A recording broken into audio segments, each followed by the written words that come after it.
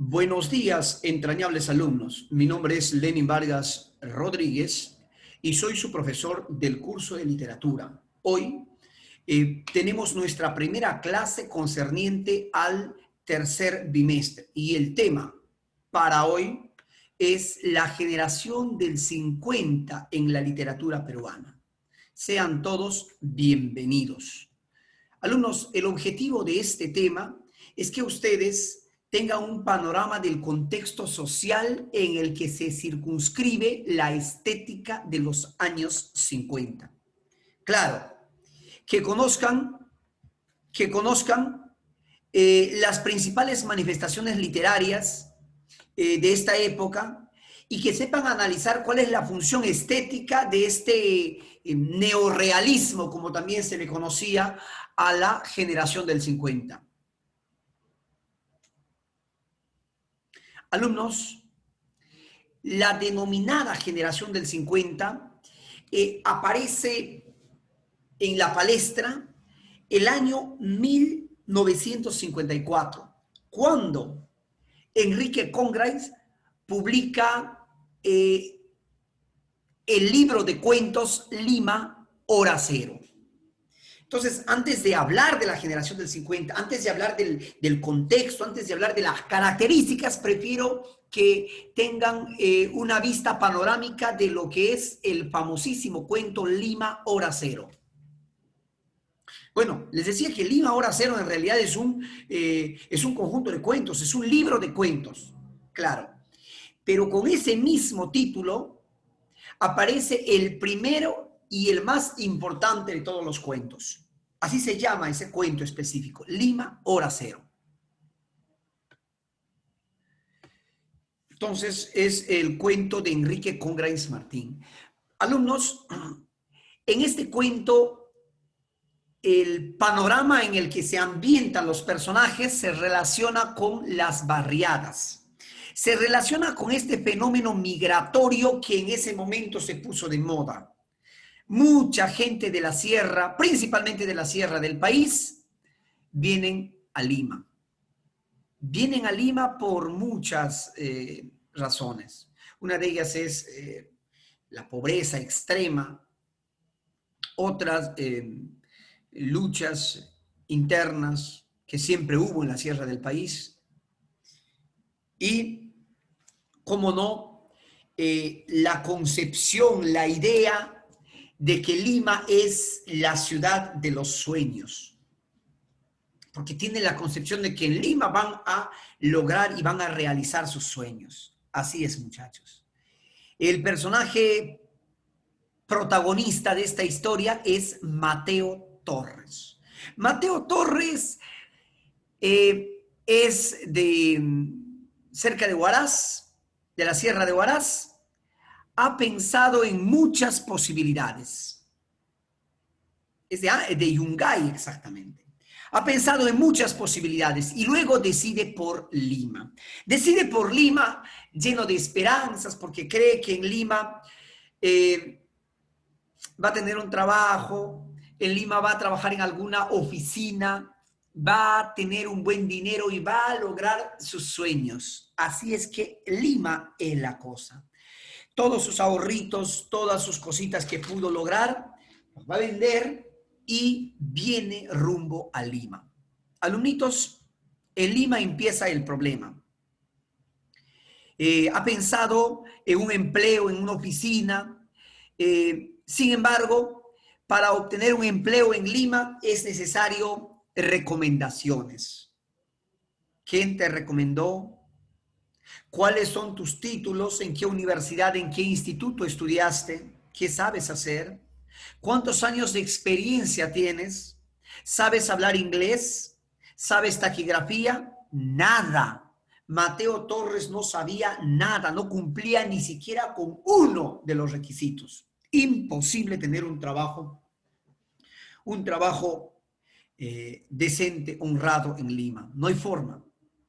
Del hotelito donde vivía rápidamente se acabó el dinero y pasó a las calles, comía en un comedor. En ese comedor conoce a un joven llamado Julio. Pero por el momento vamos a dejar esto. Alumnos, finalmente consigue un empleo de vendedor de duchas eléctricas. Claro, el negocito le funcionó mientras duró el verano, pero cuando llega el invierno no vende ni siquiera una ducha. Ya no sabe qué hacer. Ya no sabe qué hacer, Mateo. Conoce de esta manera a Julio Miranda. Julio Miranda era un estudiante de medicina que también asistía al comedor del centro de la Plaza San Martín donde él comía. Y Julio Miranda, al ver la situación paupérrima de Mateo Torres, le invita a la esperanza. Le invita a la esperanza. Profe, ¿qué es la esperanza? La esperanza en esos 50, supuestamente, era un pueblo, un barrio, una barriada, un arenal donde los provincianos estaban tomando posesión de un pequeño terrenito y montaban su pequeña chocita, su casita, con esteras. Más o menos estas fotos, lógicamente, no son de la esperanza, pero son, pues, de alguna forma nos transmiten a ello, ¿no? El cuento, desde luego, no tiene fotos, pero de alguna forma nos remiten a lo que pudo ser la esperanza. ¿Qué les parece? Un lugar absolutamente miserable, lleno de basura, olía a excremento porque no había ni agua ni desagüe, pordioseros, gente de mal vivir, en fin, en fin. Por otro lado, vemos que los inversionistas, unos inversionistas del centro de las zonas exclusivas de Lima, han puesto los ojos en las haciendas, en la hacienda esta. Sí, porque esta Esperanza se edificaba sobre una hacienda, la hacienda La Esperanza, así se llamaba. Y estos migrantes, estos invasores, habían tomado, pero pagaban cada mes 1.000 soles como alquiler de la hacienda. Desde luego, era algo así como una comunidad clandestina, como un poblado clandestino. Los inversionistas, queridos alumnos, habían puesto los ojos en la hacienda La Esperanza y consideran que dadas las circunstancias del boom económico en Lima, del boom inmobiliario, consideran que ganarían mucho dinero comprando esa hacienda y construyendo allí un edificio. Lo podrían vender como departamentos, podrían alquilar a una empresa, podrían ganar mucho dinero haciendo un gran edificio. Dicen los inversionistas, oye, pero ahí en ese lugar hay una población, está habitado, pero es vamos a decir, una barriada clandestina, así que no hay problema, eso se les saca fácil, rápidamente. Así, alumnitos. La comunidad se organiza, la comunidad se había organizado, eh, tenían sus comités, tenían muy bien organizados y manifiestan pues sus valores ancestrales, los valores que traen desde la sierra, ¿no es cierto? Son solidarios, apoyan al que está en desgracia, habían hecho habían hecho una unas listas para saber cuál es la condición de cada uno de los habitantes. La comunidad estaba muy bien organizada, muy bien organizada. Y cuando se enteran de que unos hombres con saco y corbata están mirando la hacienda, se dan cuenta que probablemente les van a quitar. Deciden averiguar lo que pasa y pues se enteran. La compañía finalmente compra la hacienda y da 30 días para que la deshabiten. Algunos muchachos, algunos jóvenes señores del pueblo se van a organizar y deciden ir al edificio de la compañía para conversar, para llegar a un acuerdo. Lógicamente no llegan a ningún acuerdo. Nadie les presta importancia porque son gente pobre. Entonces, tratan de organizar una manifestación. ¿Qué es una manifestación? vamos a decir, una marcha al centro de Lima, si es posible llegar al Palacio, si es posible llegar al Congreso, que todo el Perú se entere de sus necesidades. Empiezan a construir pancartas, empiezan a mandar escritos y emisarios a otras barriadas de Lima para que los apoyen. Pero alumnos, finalmente se da la gran manifestación. Pero hay una cosa que llama la atención. En todas las manifestaciones la policía no les deja ir, no les permite. Pero esta manifestación es rara. ¿Por qué? Porque no hay ningún policía. Pocos policías, todos les permiten pasar. Nadie impide el recorrido de los habitantes de la Hacienda La Esperanza. Estos van. Cuando creían que iban a luchar contra la policía, se equivocan. Nada. Llegan hasta la plaza y en la plaza siguen haciendo su manifestación, suben al estrado, hablan, se manifiestan, en fin, ni un solo policía. No hay tampoco periodistas, no hay nada. Cuando sigue la manifestación, viene corriendo Mateo a avisarles que los Caterpillar, o sea, los tractores, han llegado a la hacienda y están destrozando todo. Mateo, que no había asistido a la manifestación porque estaba con tuberculosis, había sido contagiado por una enfermedad que aparentemente es tuberculosis, llega corriendo a avisar y se muere porque ya no puede, no resiste más la enfermedad. Muere entre sus brazos. Alumnos, así termina Lima hora cero.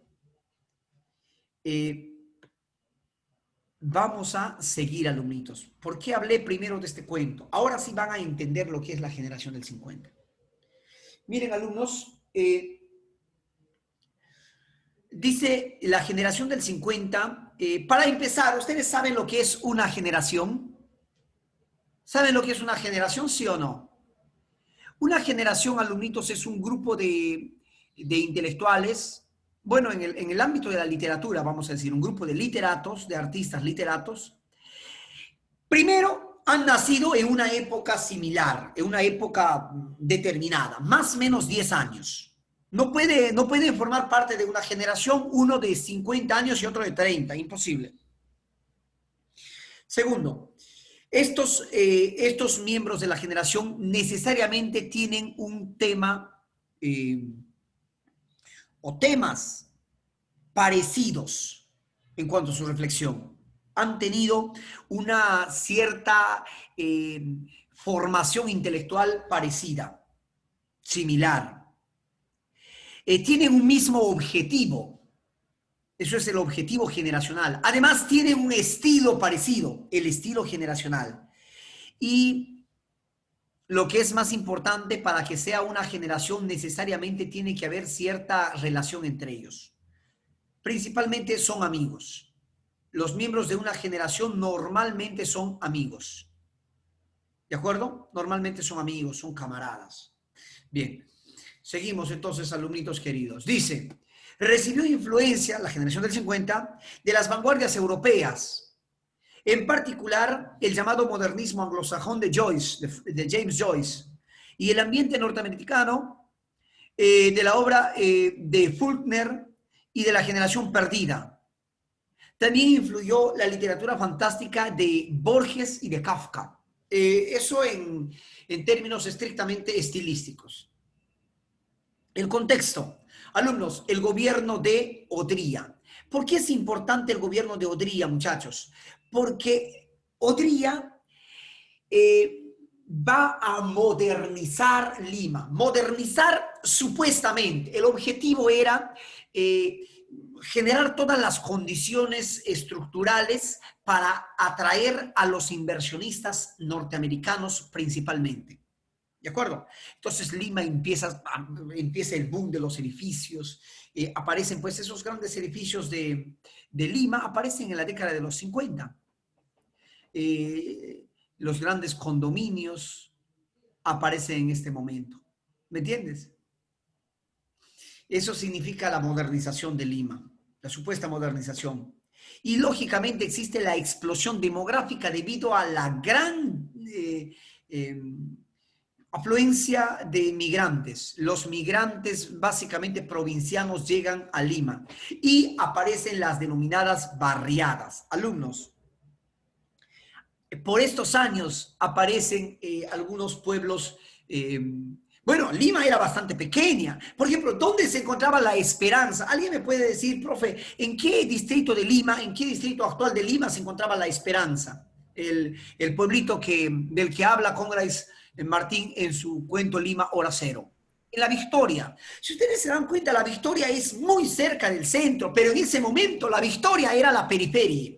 Eso nos da una idea de lo pequeña que era Lima en ese momento. La Victoria era en la periferia. El Agustino era súper periferia. San Juan del Lurigancho, no existía. Bueno, tal vez algunas chacras, algunos naturales de ahí, pero así como distrito no existía. Otros distritos como Puente Piedra, San Martín de Porres, no. Villa El Salvador, no existía.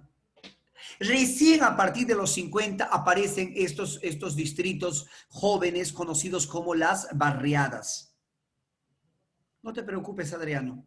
Aparecen entonces las barriadas a partir de la explosión demográfica. Aparición entonces de las famosísimas barriadas. Y lógicamente las barriadas no aparecen solas. Las barriadas van a jugar un papel fundamental en la cultura de la Lima de entonces. ¿Por qué? Porque aparece el sujeto, el que habita la barriada, y el que habita la barriada viene a ser, pues, vamos a decir, el otro, visto desde una óptica de la Lima tradicional. Es el migrante, es el provinciano, es el piraña, es el pobre, es el malo de la película. En esta Lima tan racista, esa Lima tan racista, hoy día han pasado ya cuántos años, estamos en 2020, han pasado ya 70 años de los, bueno, 60 años, vamos a decir, del final de la generación de los 50, 60 años. Y parece que estamos viviendo en ese momento. ¿Han visto ustedes a Marta Chávez, una congresista de la República, referirse a una persona o minimizar a una persona por sus rasgos raciales? Increíble. Hoy día, ¿qué será pues en ese momento, en los 50? Estos provincianos, estos migrantes son despreciados, son pues, es más, los trabajos que obtienen son trabajos misérrimos, vender periódicos, armar su casita, su cabanita para vender productos, vender desayuno, vender mazamorra, o trabajar pues como jardineros.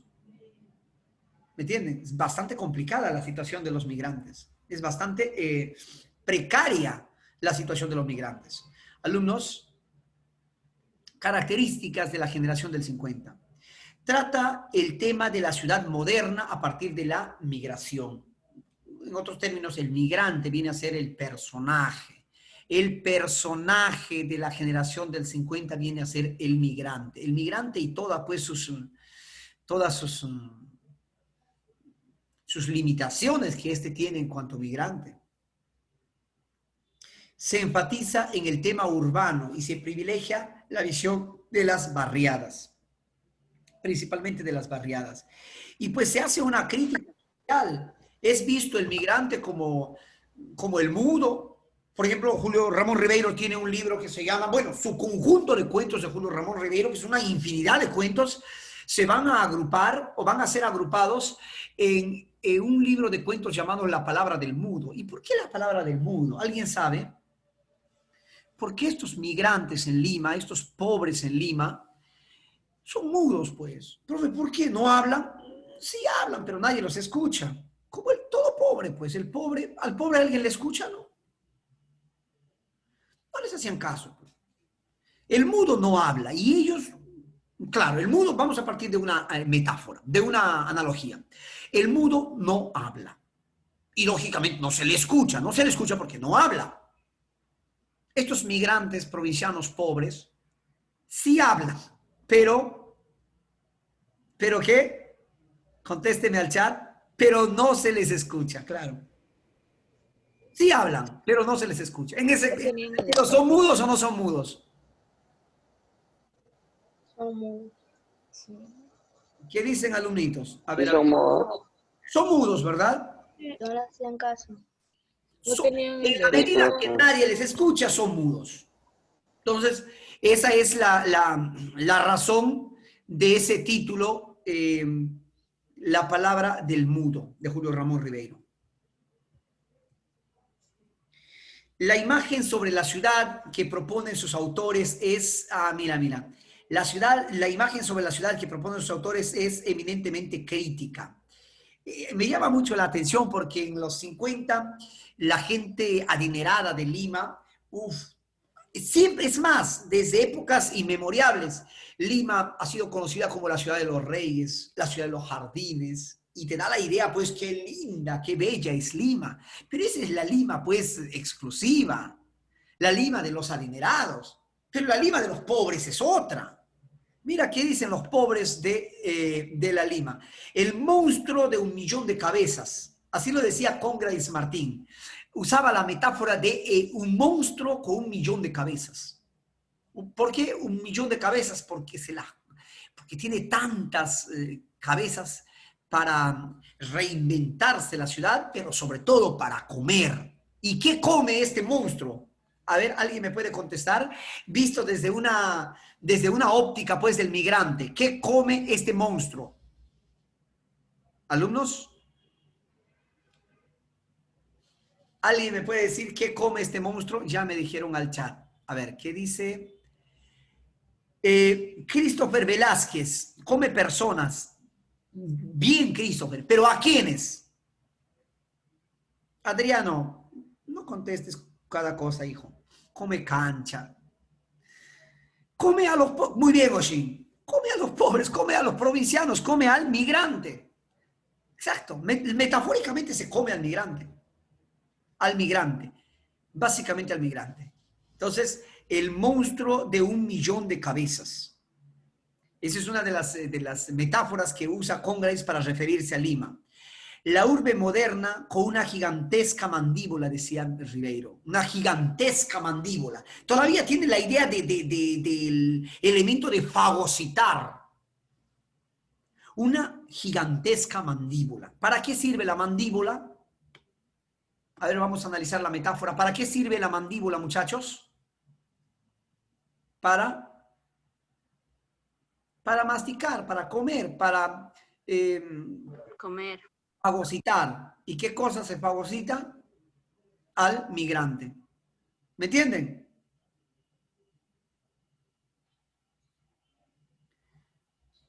Todo bien, ¿verdad, alumnitos? Bien, bien. Entonces, describen las peripecias de las clases medias, más bien de la clase, bueno, de la media, porque, bueno, situadas en una especie de modernización. Alumnos, seguimos. Se desarrollan 3 líneas temáticas. ¿Escucha? 3 líneas temáticas. El neoindigenismo, el neorealismo y el relato fantástico. Yo te voy a explicar en qué consiste cada una de estas líneas temáticas. Más adelante, cuando te voy a hablar de cada uno de los representantes incluso. ¿Ya?